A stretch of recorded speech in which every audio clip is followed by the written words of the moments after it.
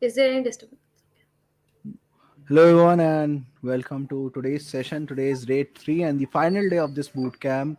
Today we have Neha with us, the Hello, everyone. certified Microsoft certified data scientist, and today he will take all the remaining topics of AZ-900 boot camp. And I would love to hear from you, Neha, how students going to beneficial with this today's session and what new things we are going to learn today. Okay. In the today's session, what we are actually going to talk about is basically we will have we will be learning about security, governance, and how to actually keep the privacy. Okay. So So let me just let start let with my let introduction. me introduce Neha only. Okay, so Okay. Neha is a data science and DevOps enthusiast. Okay, working with Galaxy Card, Zabbia, Cluster.ai, and Status Neha is an DevOps and data science engineer. She is expert in data science. I must say machine learning and having the good knowledge of cloud computing as well as DevOps. So I think today he going she will going sorry she will going to help us get clear this certification with maximum marks. So Neha, you can start further. You can take Yeah, this sure. session further. Sure. So, again, I would like to introduce. So, I am Neha Singh. I am data and DevOps enthusiast. My transition from student to actually working in an industry, it was a great boom for me. Like working in real production environment and making the pipelines and so using cloud. That was a very different experience with Galaxy Card. So yeah, cloud is actually going to help you when you're moving to your industry or you're still working in it, because everyone is moving to cloud or is already working there, because everything seems very easy and um, everything is very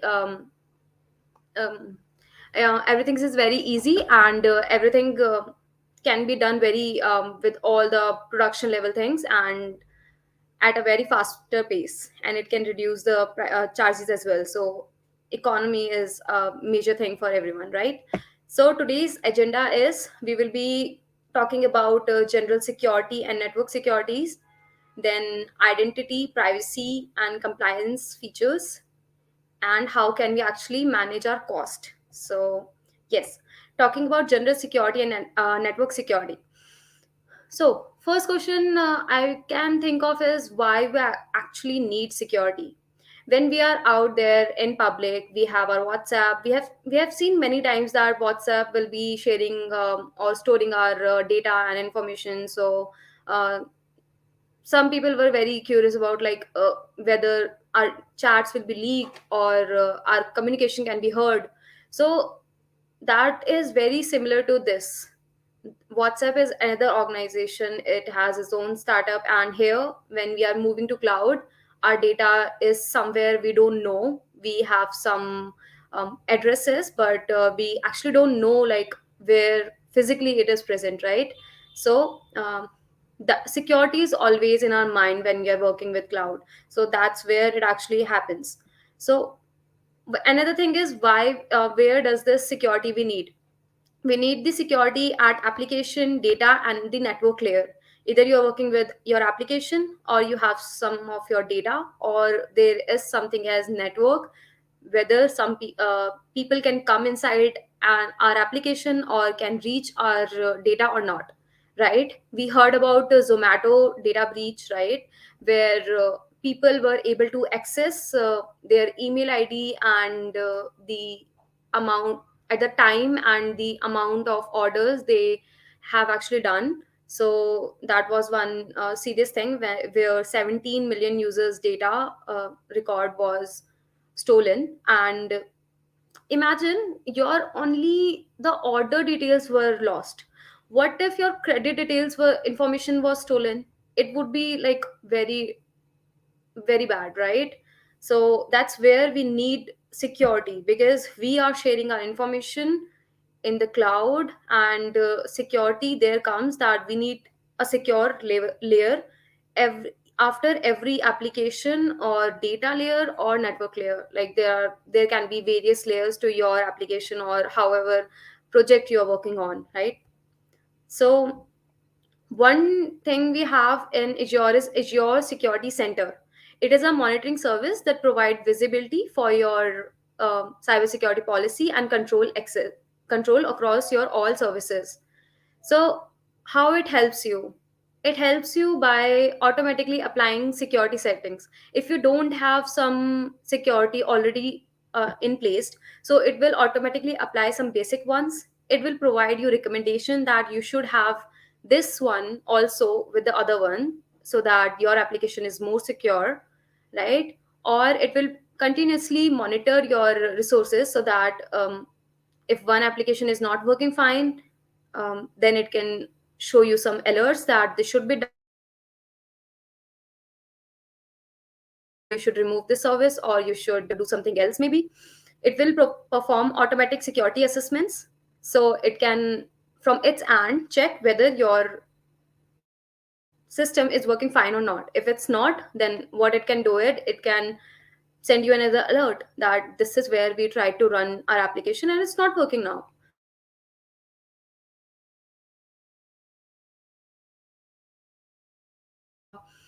Dangerous for your application. Even while we are downloading some of the software, it shows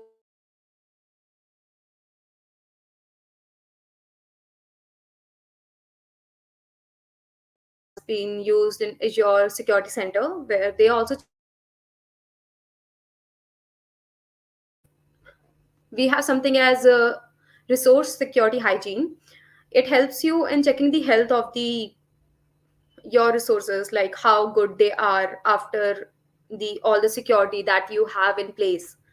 It helps you in prioritizing remediation action recommendation as categorized as low, medium, and high. As you can see here in the screenshot I have attached here, that in some compute and in most of the compute and applications, they're like they are in high severity, right? So it shows you that these applications are not secure and you should go and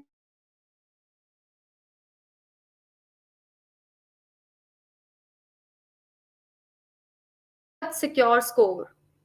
It is a measurement of an organization cybersecurity policy and controls, like how secure is your application actually when it is out there in cloud and after all the securities and policies you have applied.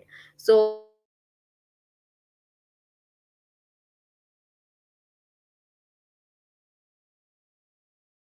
secure, right? So yes, and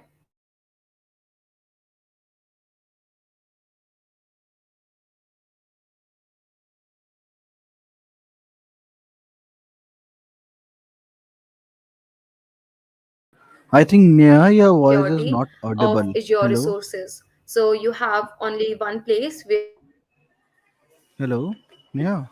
whether my yes. Your voice is cracking in between. Oh, okay. Let me just check my internet connectivity. Okay, no problem.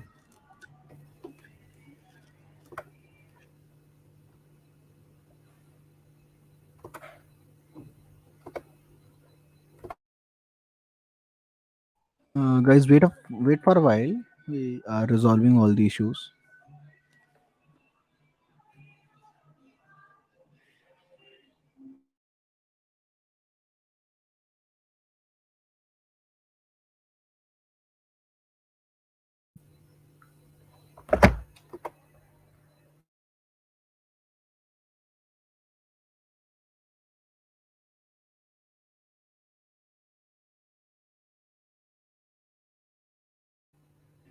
Till then, guys, I Sarthak, hello. can you hear me? Okay. Hi, now I can hear you. Okay. If there is another problem, let me just know, okay? Okay, no problem, Neha. Thank you. Okay. So I guess you were able to hear till this screen. Then maybe I can just start with the security score and why is it important. So in security score, it provides you a centralized dashboard in Azure Security Center where organizations can monitor and work on the security of their Azure resources. So whenever you have some problem um, with your resources related to security and maybe some recommendations, or you can improve something, then there comes this thing and you can just improve on the security. So it helps you establishing KPIs as well, key performance indicators, right? So next, let's move on. Detect and respond to security threats by using Azure Sentinel. Okay, so once we have all the security in place, right?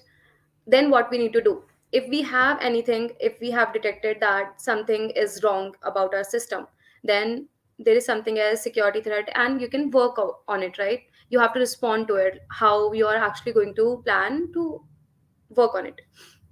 So, security information and event management system aggregates security data from many different sources. It provides capability for threat detection and response. So, whenever you have some security issue, then it helps to collect data from different sources, from all of the resources that you have, that resource, and according to your all security you have set up, then it suggest you for a response that this could be done, right? It enables you collect cloud data and analytics to detect previously undetected threats, in investigating threats with AI and respond to incidents rapidly, right? We would like to work on it. When Zomato's data was leaked, then they were working very fast that okay, this is happening and now what we can do. So on Azure, if you're working and you have your application there, it shares you logs, it shares you that this can be done, and this can be the possible reason why your code was not working well, because other people actually got it right. So data sources, which data sources are actually supported? It supports Microsoft solution, other services and solutions, and you can also connect with industry standard data sources. So how can you actually detect the threats? So built-in analytics, it can use template based on known threats, common attack vectors, and escalation chains for suspicious activity. So some things were actually determined by Microsoft's people, like these are the things which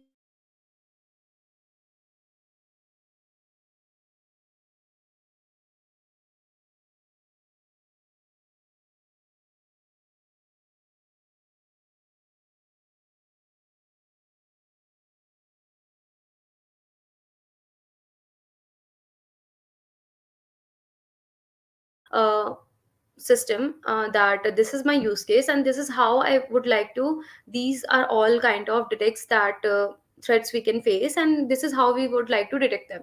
So that is very much customized for you. Then if we have something, we have to investigate and respond to it. Okay, yeah. So for that, we have Azure Monitor workbooks to automate responses to the threats. So it helps in automating the responses, like the one we were discussing earlier, that we have something in place, we would like to monitor it, and we need some responses automatically to the threats, that these are some things, and if for this thing, you can just go and block that code, or it will share the notification to all the owners of the resource, so that they can ignore the thread maybe, or maybe they can just go and close that service, right? That will help them.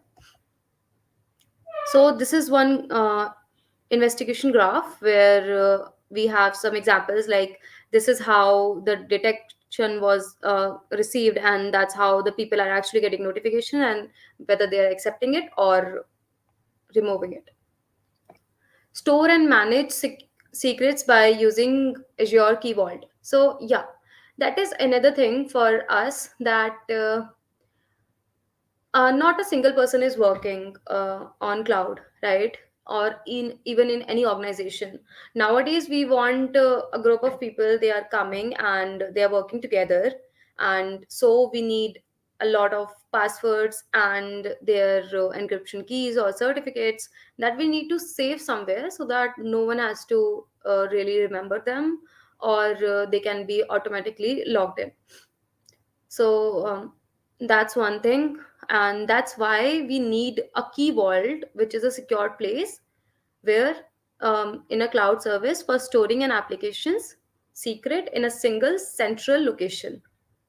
It provides secure access to sensitive information by providing access control and logging capabilities.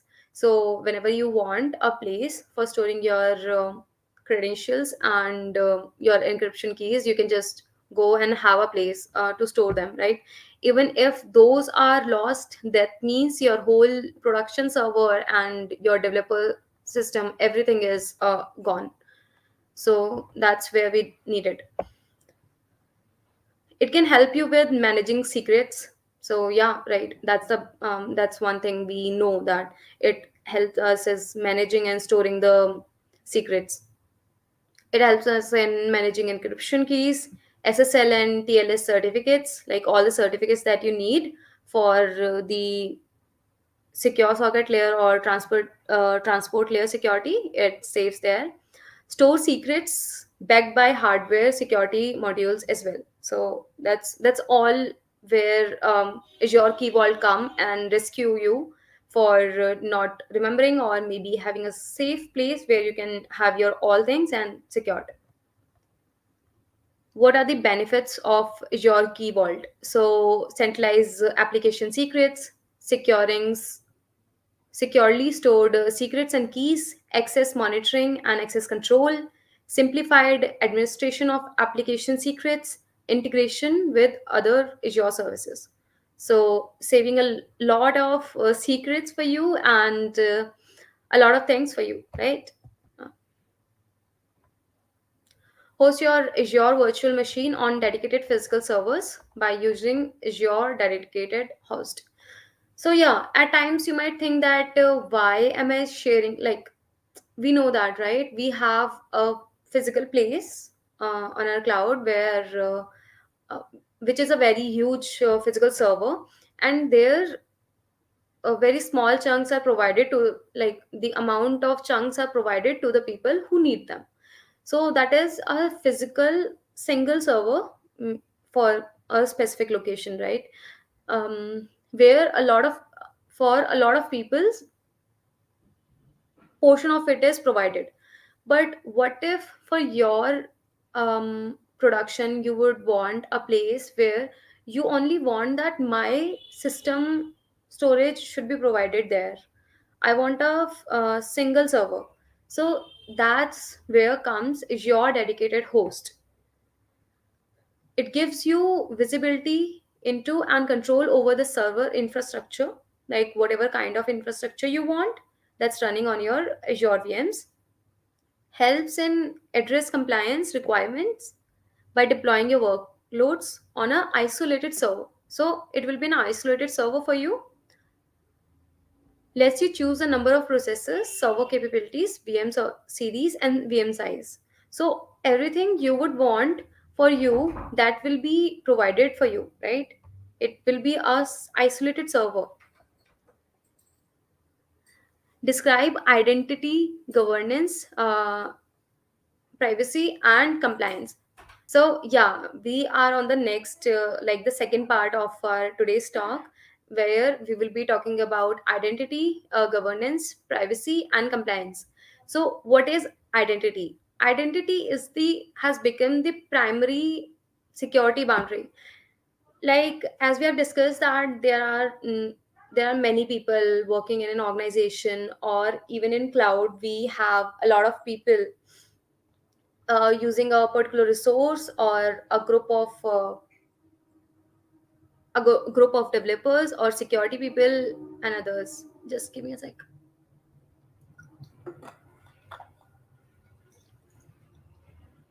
With an appropriate level of access. So there is one owner. Then we have some other people who are, one is developer and other one is tester. Then in the developers we have some people working on React, and some people are working on iOS, Android application. So there is a different hierarchy in our organizations, and that's how we want different. We don't only want different credentials, we also want different access control to them. That a person, if working on a particular feature, he should have access to that feature branch, maybe in GitHub only, right? Or if someone is working on resources related to data science, then that person should have access to data science resource only. And how much access is also provided, how much access we have to provide, that is also decided according to different organizations policies. So that's where comes the identity. It has your credentials, it has the appropriate level of access that a person has to have for keep on working. And he should not have that much access so that he can actually destroy the whole production, or something worse can happen, right? And that's what we don't want. Now comes the authentication and authorization. That's like two very similar words, but they are not same. Authentication establish the identity of person, like who is this person, right? What is authorization? It establish the level of access. So here we were talking about new primary security boundary. So it is basically your identity of person, like who are you and what all you have, that comes in authorization. What are you authorized for? So that is authentication and authorization.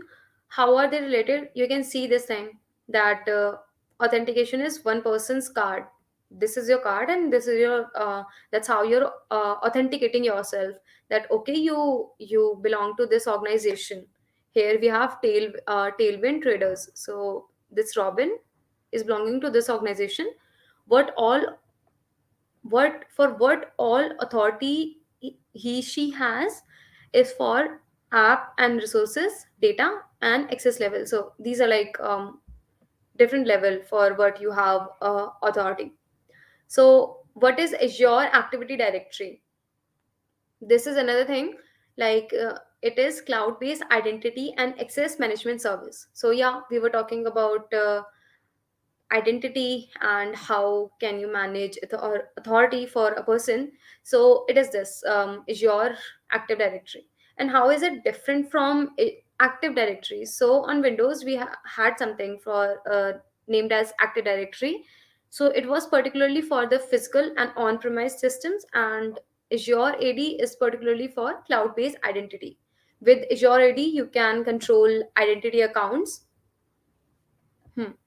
So, who can use actually Azure AD? It is for ID administrators, like all the administrators who are actually working and who are seeing who can have what. And the app developers, like the developers we have, who are actually building the application and productionizing it. And we have users and online service subscribers. Maybe there are some subscribers and there are some users, right?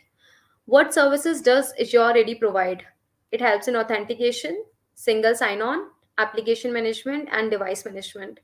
So it can, this authentication includes like verifying identity to access applications and resources.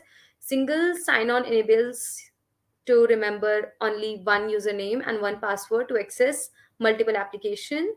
And application management can manage cloud and on-premise application. Device management along with accounts for individual people. Azure AD supports the registration of devices. What kind of resources can Azure AD help secure? It helps with the external resources and internal resources. We have some examples here, like it can be Microsoft Office 365, Azure Portal, or thousands of other SAS services, SaaS services. And in internal resources, it might be including apps on your corporate network and intranet.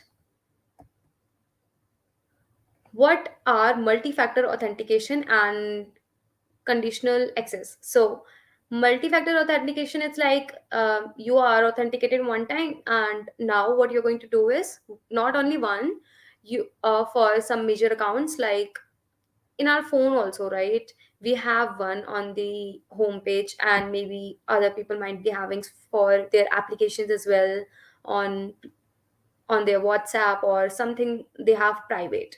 So there people would like to have some multiple factor for authentication, so that no other person can actually access it. So we have seen sometimes, like we have seen fingerprint scan or mobile phone code you have to tap so that you can actually enter the application.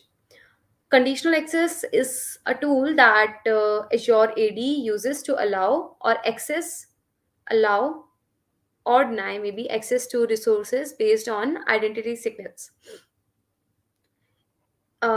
It helps in empowering users to be productive whenever and wherever, protect the organization's assets. So it is for conditional access, you have either you can allow them or deny them. And in multi-factor, we have multiple things for actually checking your identification.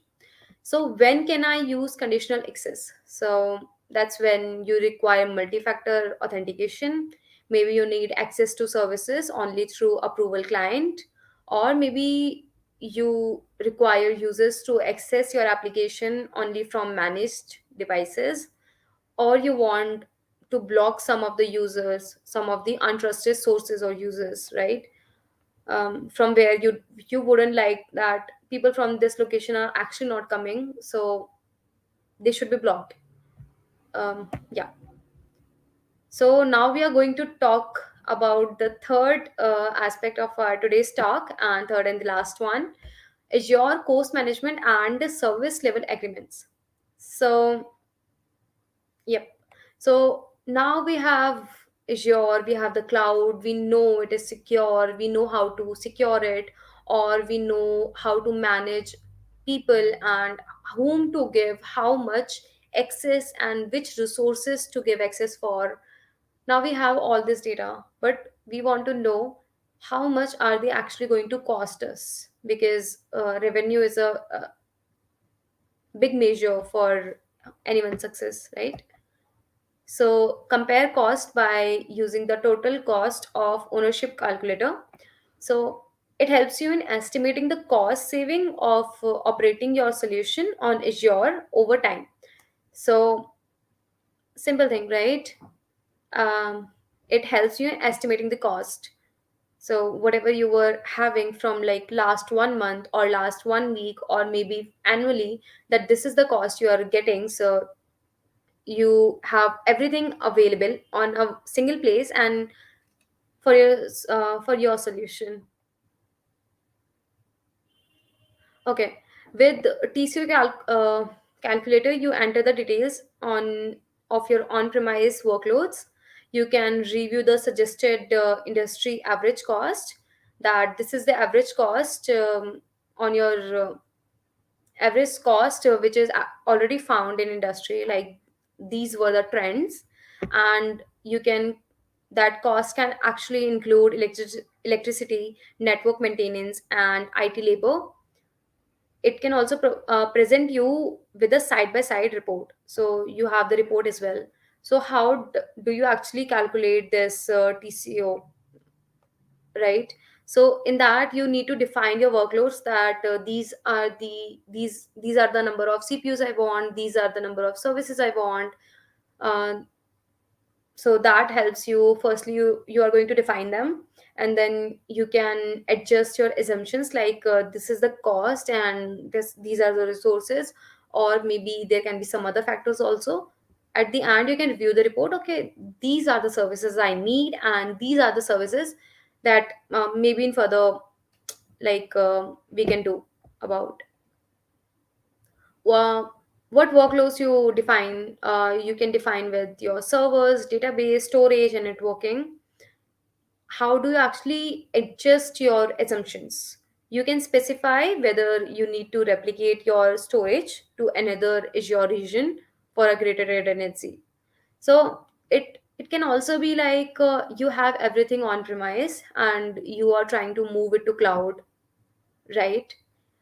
You can see key operating cost assumptions, like they also provide you with the that these were the industry trends, that this is how for these this location they are, you have to pay this much, or this much is the network bandwidth you need. And also helps you to improve the accuracy of TCO calculator. How you can do it? You can just adjust the values so that that can actually match your on-premise current infrastructure. You can check that and compare that with yours. That okay, this much was how much it was actually costing me, and now if I move to cloud, how much it is asking me now. Okay, now how do we actually purchase Azure services? So we are going to talk about what type of Azure subscriptions are available, how do we purchase Azure services, location affected or not, right? How do I purchase Azure services? So it can be done through three different types. It can be done through an enterprise level agreement. See, this agreement commits you to spend a predetermined amount on Azure services over a period of 3 years. So these are like some facts that for larger customers, known as these enterprise customers, can sign in as enterprise agreement with the Microsoft, right? Either you can do through the large customers or directly from the web. That I, as a student, I have done that, right? And I have seen people doing it on production as well, like directly from the web you can do that. You just need to purchase Azure services directly from the Azure portal and pay standard prices. You are billed monthly as a credit card payment or through an invoice. So that is a web direct way for purchasing the Azure services. Or you can do it through a cloud solution provider, CSP also known as, who helps you build solutions on the top of Azure. CSP bills you for your Azure usage at a price they determine. So that's a different kind of thing. They also answer your support questions and escalate them to Microsoft as needed. Yep. What factors affect your cost? Now you would really like to know that how I can actually reduce the cost, and what are the factors that are affecting the cost. So those are resource type, usage meter, resource usage, how much resources you're using, is your subscription type, what kind of subscription you have, and the Azure marketplace. Okay, now we have one question. Does location or network traffic affect the cost? And the answer is yes, it do. For different regions can have different associated prices, because geographic region can impact where your network traffic flows, and network is a cost influence to consider as well, right? How can I estimate the cost total? So for pricing, it displays your products in categories, and you can add these categories to your estimate and configure according to your specific requirements.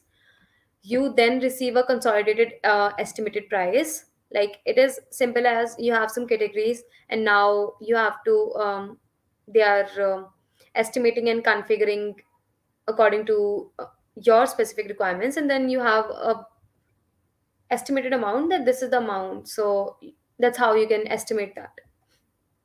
So yeah, I think we are in the end of our presentation.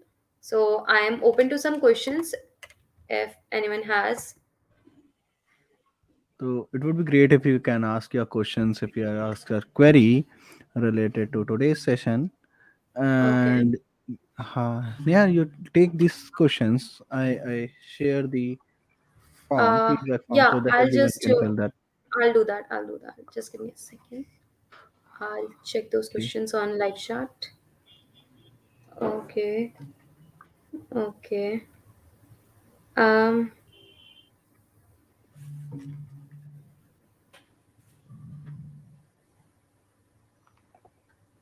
okay, yes, yes, Saurabh Kumar, you can calculate it using TCO as well, right?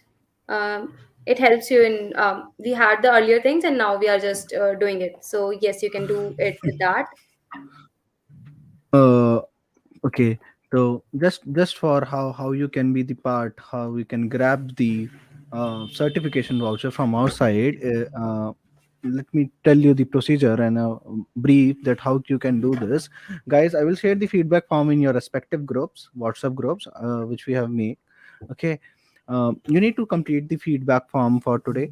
Okay, submit your feedback, how you like the session, is it good, is it bad, okay, how much you want to rate that session, you can do according to your wish. Just complete the feedback form so that we can issue the certificates from our end. Second thing, you need to like a blog post on LinkedIn. Okay, tag Azure community, where you mention all the 3 day activities what you have done till now. Okay, suppose day one we have learned this, and day two we have learned this much, and all these three day activity you need to write down, pen down on your LinkedIn, and we'll give you the certificates and vouchers on your mail ID we have.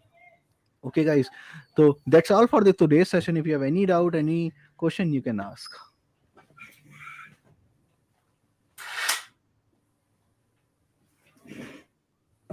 Any doubt, guys? Give me the first. There is one question. Uh, Give me the I think best I think source no for. source is the best one and no source is the bad one. So it's all depends on you where you want to prepare. There are ample amount of videos available on YouTube for almost for every certification of Azure. Plus there are free code camp you can go and try your hands on sessions. Plus Azure certification, you will find the all the documents on internet where which can help you to do the certification. Right. So Even for every certification, there is documentation by Microsoft Learn, right? So that is the best resource, I guess, for preparation. And I have also prepared for my last examination from there. So you can study from that one. okay, so I hope that this you feel good and you we take all your doubts. Okay, just for a gist, if you have any doubt, you can ask. If you have any, can you please tell that blog? I will share all these things in the group itself. Okay, I will share how you need to write the blog and whom you need to tag. You need to tag a Azure developer community. I will share their LinkedIn profile so that you can get easily. Okay, we'll share all the PPTs of the sessions which we have taken.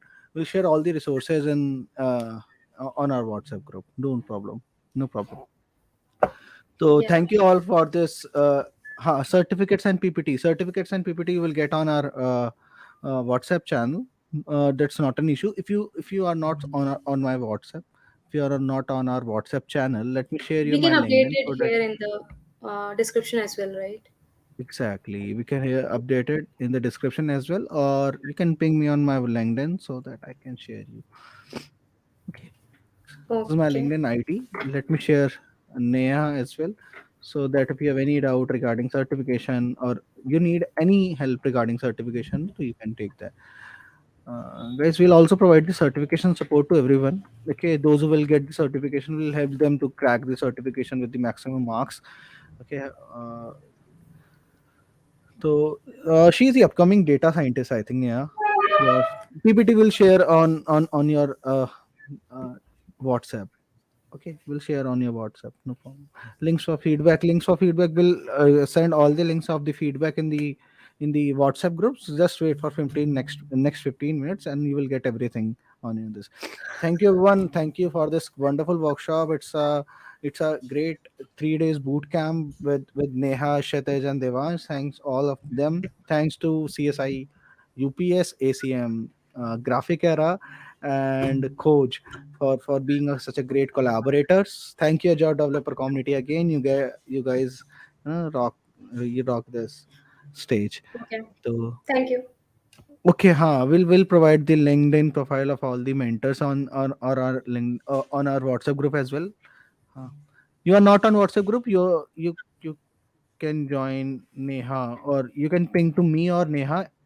Okay, we'll share all the details over there. Thank you, and it was a great experience.